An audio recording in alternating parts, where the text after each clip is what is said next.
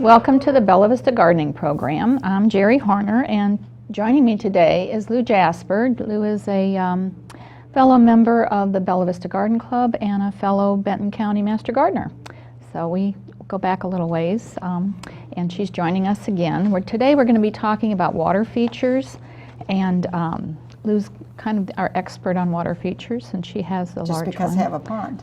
You have one, and she just knows about different water features and what you need and how you go about starting one. So the water has a cooling effect on you when you hear this bubbling water, and also it's a place for the little critters to come and drink water, you know, during the day. So, beautiful flowers. Right, and we'll also be talking about what you need to do in your garden in July. So there aren't a lot of gardening events going on in July. We're kind of slowed down and it's getting warmer, but you may want to walk the paths and the trails at Compton Gardens and at Crystal Bridges. That every month or every couple of weeks they change a little bit, so they have different plants coming up, and it's always nice to find a nice cool July morning and walk those trails if you get a chance, and they're beautiful. But talking about water features, every garden should have a bird bath, right? For the birds. For the birds. I mean, the birds need water all year round. And they're fun to watch. And they're great to watch. But the mosquitoes are a problem if you don't change your water. But you can use those little rings that you get at the box stores or the regular stores. There's a ring you can put in the water for the mosquitoes. Right, and it should be that you should be changing it more often. Yeah, if you change your water every day or every other day when the birds bathe in it, they splash a lot out. So you need to fill them. But every garden should have at least one bird bath. I have several, but they're fun to watch. And your water features can really be really elaborate, or they can be simple. Mm-hmm. So we do have some illustrations of different gardens and different features you can put in your garden for water features. And the first one is... it looks like you're starting with elaborate. Elaborate, right. This is quite a pump that fills the water in and recycles it. That's probably a job that you need to have a professional do. Right. And then this, if you just happen to have an old truck sitting around, you might want to use it in your water feature. This was a rather unique situation with the And that's, again, very elaborate. And that's a very good sized pond. It is. And then there's a smaller one here. You can have a little bridge, coming out from your house into your garden. So this is another one that's pretty elaborate and beautiful plantings. Or you can have waterfalls. You can have waterfalls, and that's for the sound. For the sound, and that looks like it might be deep enough for fish, but it's pretty, well, it's hard to say. It's hard to say. You can't really tell by that. But the way you do the large elaborate ones in the ground, you first have to plant it out and dig the hole. Okay, let's kind of start with, if you're wanting a water garden feature and you want to put a pond in, there are two things that you need to consider first. That if you want to have the plants, water lilies and lotus and things bloom, you need to find a sunny location. Then you look at your garden and think about what shape that you want your pond. You can lay it out with a hose to get the shape that you want. And you need to have the pond at least 2 feet deep and about 6 feet in circumference, and 2 feet keeps coons out of your pond. They won't go into a pond. Go after your fish if you have fish. They would get in, but if it's 2 feet deep, and then your fish will winter over. In Bella Vista. Mm-hmm. Okay. And so what he's done there, he's got the outline of his pond, And then he's taken, it shows there that he's taken old carpet and putting down. Well, in Bella Vista, if you're doing that, you want to be sure that, first of all, that there's no rocks Take all those protruding. sharp Take rocks all out, the rocks out. And he's used a carpet as a preventive there. I use sand. We use sand in ours. We wetted the sand and put the sand down a couple inches underneath. Now the rubber material has to be rubber, right? Rubber lasts the longest. Okay. We used to use a plastic, and you can't use you can't just go out and use white plastic. Right. It wouldn't keep. It has to be that special Generally, it's rubber. black. That's all I've ever seen is a black plastic, or not plastic, but a rubber lining. And you need to have it be at least 5 to 6 inches larger around the edge. You can see how he's got it Right. there, larger around the edge. Then you're ready to put the rock around the edging, like he's It done hides there. all that plastic, so. And then you're ready to fill it. And he's going to fill that with water now. And before you put the fish in, or before you put the plants in, let's let it set for a day. And now you have to think about what plants you're going to put in there. Yeah, and then there's And other. before we talk, we'll talk later about the plants that we're Right. going to put in. And this is another water feature. Right. Now these water features are, smaller ones with, they just kind of look like they go into the ground. They just disappear. There's Your different pump is types. you're pumping your water that's holding the water Yeah. is underground there, Right, and you it's just don't just got see a it. covering, you don't see it. Yeah. And the pump is just pumping up the water and recycling it, Right. is what it's So doing. you're just using the same water over and over. You're not, just having water go down the drain. No, and you have to add water to it because of evaporation Right. and things. But you can use a lot of different elements, that you have around. This is an old pump. It's kind of interesting. And there, that pump is right in the barrel. Right. That pump would And be now right in the barrel. there's a illustration of a sophisticated one where it looks like it's going into the ground and then it goes into this holding bin and then it And then it just recirculates it pumps back up back up. again. So, And you always have a bigger pump than a little bigger pump than what they tell you maybe that you'll need. You get a much better flow that way. okay. And then this is like the Oriental look. You see a lot of the Oriental style. And that's bamboo, made out of bamboo. And when I was in Japan, they called those a boar scare or deer scare. And they actually have a cup on the back, and the cup fills up with water, and then when it gets filled with water, it bangs down on the other bamboo and then Dumps it into the... dumps it into its container, and it makes a noise, and that scared off the animals. So That could be a good deer preventer. it could be. What I don't know where it would. I don't- You have to have it banging quite often. Right, I think, I would with think. all our deer that Now we this have. one is a fiberglass pond that you could just buy and set up somewhere. So that's pretty easy. It looks like it has a little bubbler in it for the pump. Yes, There's a little bubbler in the side there. that's got a lot of plants in it. It's got floaters and Yeah.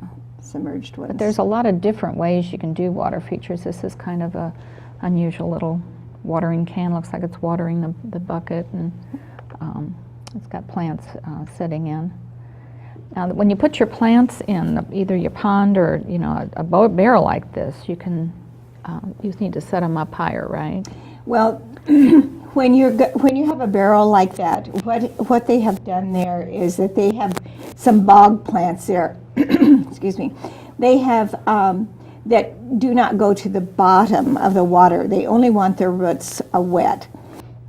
They have used a rock or cement to build up the plants. And when you're planting the plants in a pot, all plants, unless they're floaters, need to be put into pots.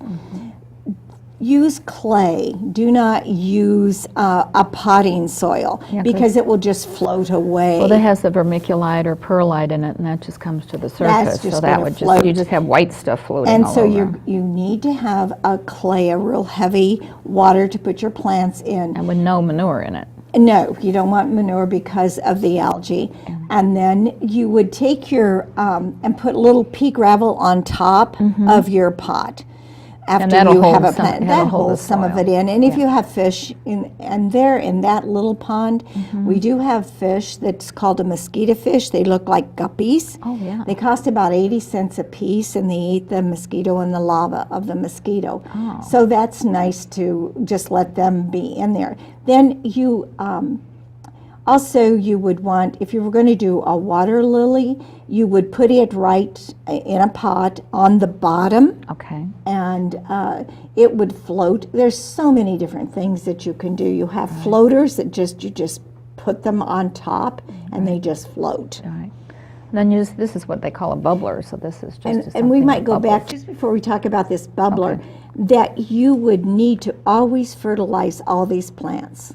And you buy a fertilizer that's especially used for water plants. And Oh, it just, you okay. just sink it, comes in just a round fertilizer pellet, and you sink it down into the soil. Oh, and then it just feeds that soil. And it it keeps the fertilizer in it. You have to do it about every 2 months. Okay. And that's very important that you do fertilize them. Okay. And this is, like I said, this is a little bubbler that, I Just found in a a picture just of. in a pottery, some type Yeah. of pottery. Now this one has lights also incorporated into it. There's a lot of these little light features you can put underwater now. And they And light those up. LEDs, You or can some have are floating. solar. There's floating Yeah. bulbs that you put in. Just a little ball that floats, and the sun. Yeah. Now this one I think was advertised as a solar pump, so Probably it just so. runs from the sun. I think the back of the frog has a little solar collector there, and it just runs off the sun. I It's noticed just a they little have feature. the rocks in there because that's probably a little deep. Yeah. And birds don't really want a real deep No, bird bath. the bird tried because the to drink birds out would of there, get in they- there, and they could land on the rocks, and they Yeah. get a lot of drinks out of your ponds. And now this is a real simple one. You just go to one of the box stores or one of the nurseries, and you can just buy a pre-set up water feature, and you plug it has the in, pump, and yeah. it has As the long pump, as you have everything. electricity to go to it to make your pump. And it's just ready to go. You don't have to do anything but plug it in. Now these are some of the plants we're going to talk about. There's specific plants for water features. Right, and these are the floaters.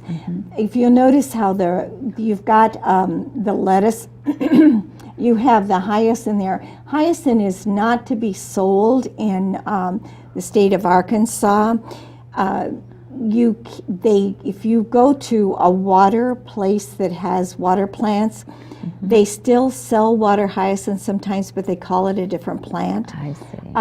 It is because on our border close to Louisiana, it can be a problem. It's an invasive plant down It there. can be an invasive, and so can lettuce. Yeah. But in the northwest part of Arkansas and in the northern part of Arkansas, it's an annual.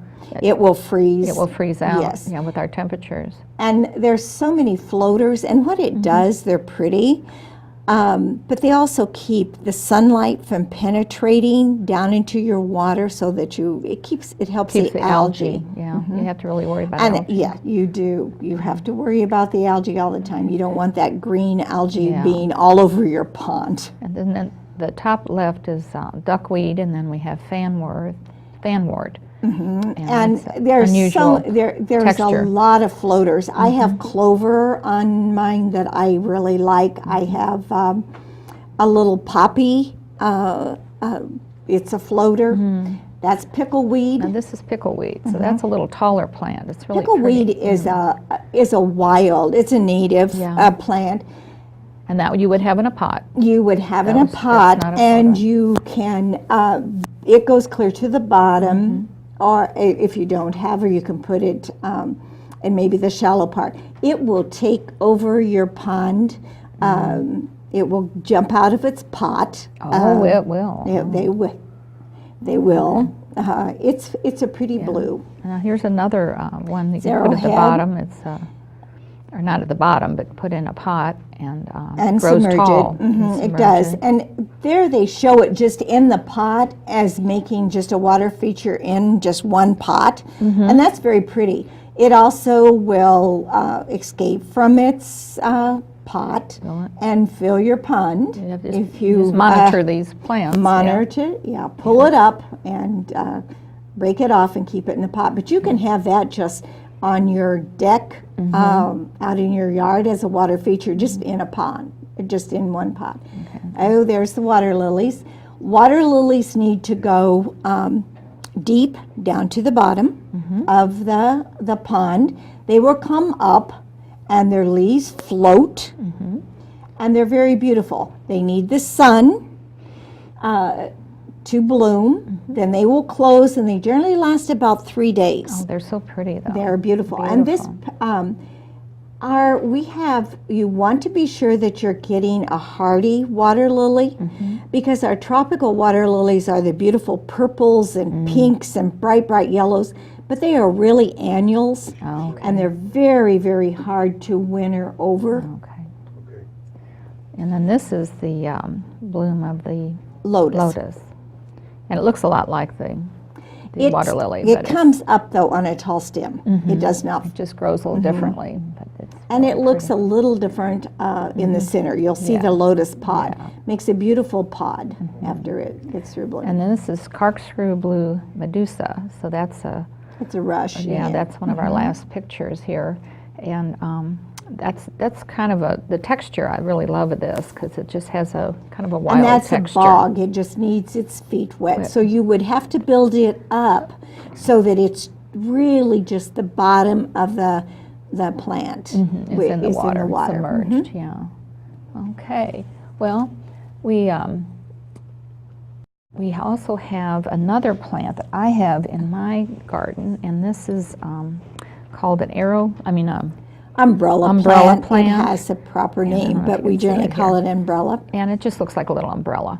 And I have this, like we had the arrow plant, I just have it in a pot with no drainage. And then I just water the pot, and keep it really moist, and it just keeps growing. That survives well in your home during the winter. You could bring it Yeah, inside I just bring it in the garage. and because bring it out. it's not hardy. No, it's not it hardy, is, but it does tropical. make a really tropical looking Yeah, plant. it is a so tropical looking I plant. don't have a water feature yet. I'm still working on that. Well, why don't you start with something small like a barrel? Yeah, might. And then See if that he'll would be your, go along with that. then you can put a little pump in it or, and get a little bit of water sound if you Yeah. get an old pitcher pump or something and put it in there, or just a little bubbler Start or something. small and work Start my way small up. and work your way up. But- And actually, the ponds are not a lot of trouble. Once you get them, and you want to keep them away from trees. Oh, yeah, 'cause you get the because of the leaves in, litter that falls down and Now, when then they you get messy. you have to worry about your maintenance. A lot of people worry about the maintenance of a pond. Not too Now, bad. when you start in the spring, you're just cleaning out any debris or Yeah, and you can do that whatever. with a rake. Yeah. Or you can drain your whole pond Okay. if you want and clean it out that way. But a healthy pond doesn't mean that it's natural, real clear water. right. It could be kind of murky at It times. can. It will be. Now, there's also a bluing or a There- blackening of the water. That's in the spring. In You the would use spring. that in the spring before your plants have started to appear. Okay. You can put a blue color dye or a black dye, Uh-huh. and that just keeps the sun from penetrating the water and starting algae to grow. So, but that's just to get you started in the That's spring. to get you started in the spring. And then And you once you're- follow the directions on the bottle Yeah. so that you don't put too much in. Yeah.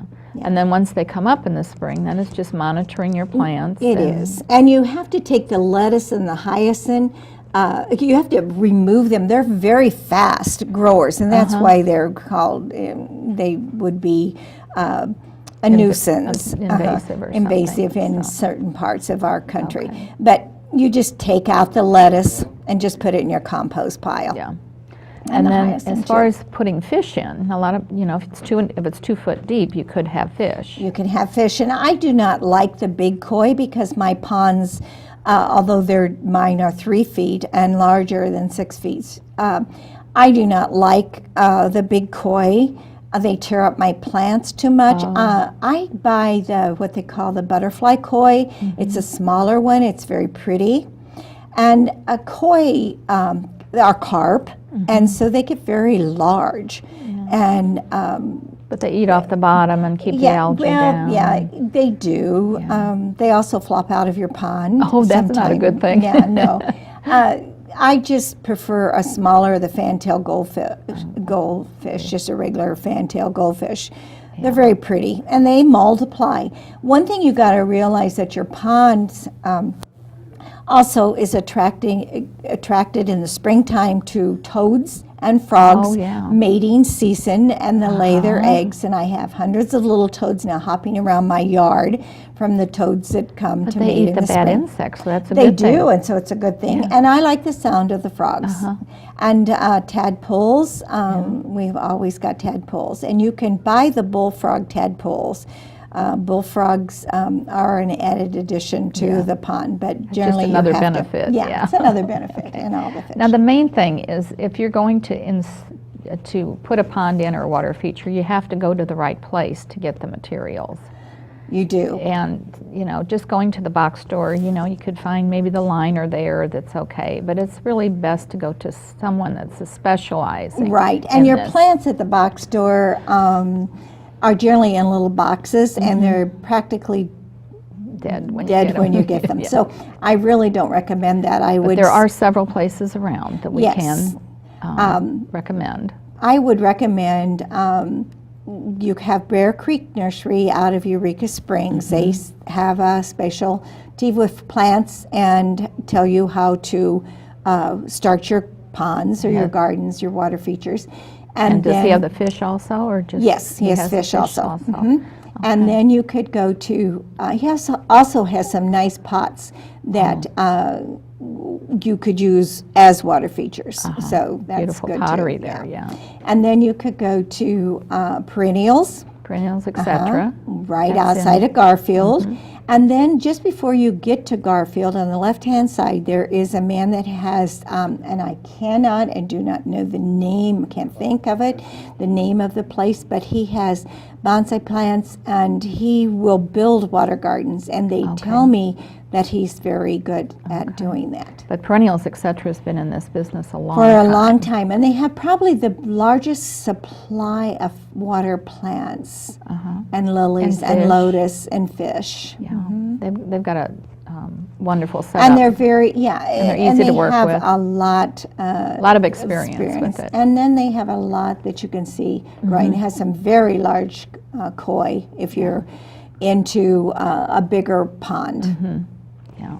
Well, some of our and they have areas pumps, of sun, and they tell you what the type pumps. of pump that you need. And I wouldn't even get into the size of your pond. You need to go to a place where they'll tell you what pump you need. So if you have a waterfall, you need a bigger pump. But if you have this pump that's too small, it's not going to work the way you want it to work, and it'll wear out, right? Well, you just don't get the effect. You wouldn't get the effect of a waterfall if you had too small of a pump. And then you have the bubblers, and they can tell you that and how big your pond is. Because finding sun in Bella Vista sometimes is a problem with where to put your water feature and have sun. I don't have a whole lot of sun unless I put it in my driveway. Well, and you want to be sure that we're pretty hilly in Bella Vista too. Right. And you don't want to put your pond in the lowest place in your garden. Right. Because when the water rushes down, get the rain. It's going to flood your pond and wash your pond out, or so you've got to just you want to plan. put it at the right spot. So that's where some of these experts come in, where they really have experience. And ours is down. Our ponds are on a slope, and so the bigger pond is above the smaller pond, and we have a lining in our big pond, and we have a bottom form in our smaller pond. So that's that old plastic part. That's the old plastic, Like and a we've tub. had it in for 10 years, and it's we're careful with it, Mm-hmm. and they're better all the time. But ours is in 10 years, and Yeah. and it's still fine. But some of that plastic does, Deteriorate, it deteriorate gets and gets hard. brittle. Mhm, So you have to be careful of that plastic Well, you liner. just get a better, Yeah. you got to go to some place where you know Right. what Because it it has. can be a very expensive addition to your garden. It can, it can. But that's a long But- time to have that in there. Ours is Yeah. 10 years old or older. You enjoy it for 10 years. So, Yeah. well, great. I just wish I had one. Well, now And you maybe need to one get day started I'll get next one. year. Who knows? Get it littler, yeah. So, but we also need to talk about what to do in your garden for July. And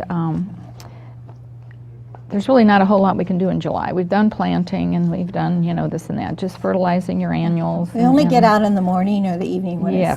it's cool. Right. And, this past few months, we've had wonderful rain. And I think the plants are getting a little spoiled with all this wonderful rain. And So are if the it weeds. starts, The weeds are really yeah. doing nice too. But when we start getting into this drought situation, we're going to have to start thinking about watering again. And using drip systems and soaker hoses to conserve the water and not And use rain sprayers. barrels, use the water out of your rain barrels. Right. We've got a wonderful rain barrel supplier here in Bella Vista, and he has great rain barrels that collect the water. It's amazing how much water can come off a roof A lot. in one rain. We It have is 7 rain amazing. barrels, and they're Yeah, filled yeah. all the time this spring. So, but you got to have at least an inch of rain a week, or inch of water a week on your plants, and then of course mulch really helps maintain the water in your garden too. 2 or 3 inches of mulch, so it keeps the weeds down a little bit. But the weeds are getting so strong they're coming right through the Right mulch. through the mulch, So, but the annuals, you need to deadhead your annuals and fertilize. You have to fertilize. But be sure your plants are wet before you fertilize them, because you could burn the roots if you put a fertilizer on a dry plant. So, and you can also make take your herbs and make some oils and vinegars with your herbs for over the summer. It's very good. And then your perennials, you have to worry about them. Yeah, well, the perennials, now is the time to pinch back your mums. Mine had started to bloom, so I pinched them back, and you can do that till July 15th. Okay. And then it'll give you the more fall Well, color. I'm trying something new this year, because somebody said, they let them bloom and then pinch them back and they'll bloom again. So I'm just going to let them bloom a little bit, and then I'm going to pinch them back, first part of July, and then I'll let them go. Mine I pull off the blooms, because Yeah. mine's in a pretty dry place, and so I do that. But you can try that and see what see if I have happens 2 this year. blooms this year. So, Yeah. and your lawns and grass really require deep watering of at least an inch a week. And then just hold off on your fertilizer. They don't need fertilizer for July and August. It's kind of a slow growing season for them if they don't get a lot of water. And then you raise your cutting height a More. little bit. Don't cut it too low. Roses is the time to watch for the aphids and the fungus that could be on your roses. And I have a climbing rose on my fence that is just now growing wild, and now's the time to trim it back, because it only blooms in the spring. Yeah, and climbers so should- if the climbers, it's time to cut them back and Right. get rid of those wild shoots that Shooting looks out, way yeah, out of. yeah. They're not very pretty right at this time. And then just check your trees and your shrubs and your evergreens, for any scale or anything. And then if you've just planted this year, be sure you monitor the water on those that you've just planted. So, and then And vegetables now's the time to harvest them, and my cherry tomatoes out on the deck. I did notice it, and the other day I was noticing that something was eating my green pepper plants, just riddling the leaves and I had eating that the too. peppers. Well, I finally found the culprit by watching. It is the Japanese beetles. Really? Were doing it. They were just all over my pepper plants. I haven't seen any Japanese beetles at And all they were this year. desperate. They also are on my basil. and they Oh, had really? just started to devour. So I did have to put, I sprinkled them with 7 Dust, and I do not like to use know. that, but I wanted to save my bell Peppers, peppers, and yeah. I use a lot of basil. Yeah. So I wanted to have something to harvest. Right. And so I put 7 on it, and have noticed that the Japanese beetles are not on it. I had to also do that on my red raspberries. But now is the time, and be sure that your tomatoes, when you pick them, are as ripe, Yeah. and you because wanna- of flavor of Yeah, them. right. Okay, if you have any other gardening questions, gardening in July, remember the Master Gardener hotline is up and running. It's Monday, Wednesday, Friday from 9 to 12 and 1 to 4. And if you just call 271-1060, you can get a Master Gardener to answer any questions. And they have a website, and I think they've shown that website. And then for more information on the Garden Club, we take a hiatus in the summer, and then we don't start meeting until September. So September 24th will be our first meeting at the United Lutheran Church on Cooper Road. And guests are always welcome to our meetings. So, and Lou, I want to thank you for joining us today. You're always a wealth of information, and you're my Thank you. go-to person for so many gardening questions. So I always enjoy all your information you share. Thank you. So, and I hope you've enjoyed the show today, and will join us again next month. And until then, don't forget to stop and smell the roses.